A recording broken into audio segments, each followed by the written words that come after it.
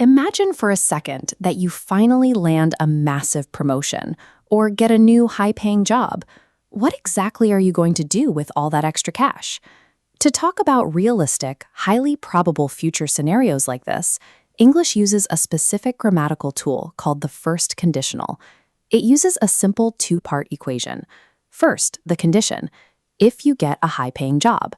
Then add the direct result. You will have more cash. Look closely at the verbs. The condition uses the present simple, get. The result uses the future simple, will have. This present condition plus future result equation is the foundation for almost every prediction you'll make in English. Once you have that baseline, you can start bending the rules to sound more natural. For starters, you can reverse the order of the two halves entirely, and the meaning stays exactly the same. We can say, you will have more cash if you get a high-paying job. Notice what happens to the punctuation. When the word if sits in the middle of the sentence, the comma disappears completely.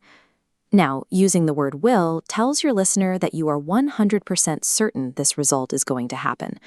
But we don't always know the future. By swapping out will for other modal verbs, you can dial the probability up or down.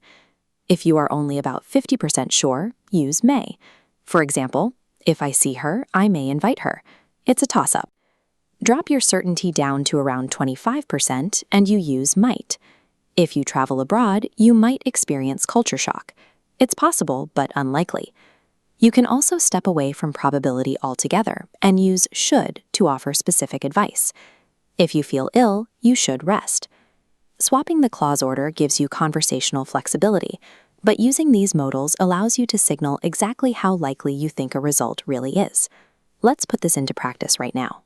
I'm going to give you a condition, and I want you to finish the sentence out loud using a modal. If you don't get enough sleep, whatever you just said, there is a very high chance you fell into a common trap, especially for Portuguese speakers. In Portuguese, you use a future subjunctive tense for the condition, like CO4. This tricks your brain into wanting to use the future tense for the English condition too. But that leads to the biggest mistake in English conditionals.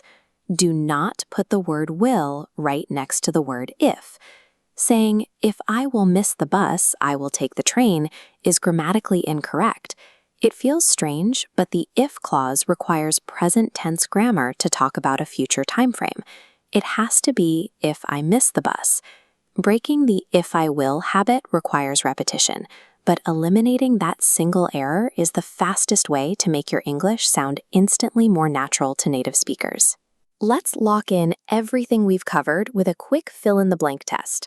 Look at this photo of London public transit. Question 1. If they blank the cost, more people will use it. Which form of the verb lower goes here? Question 2.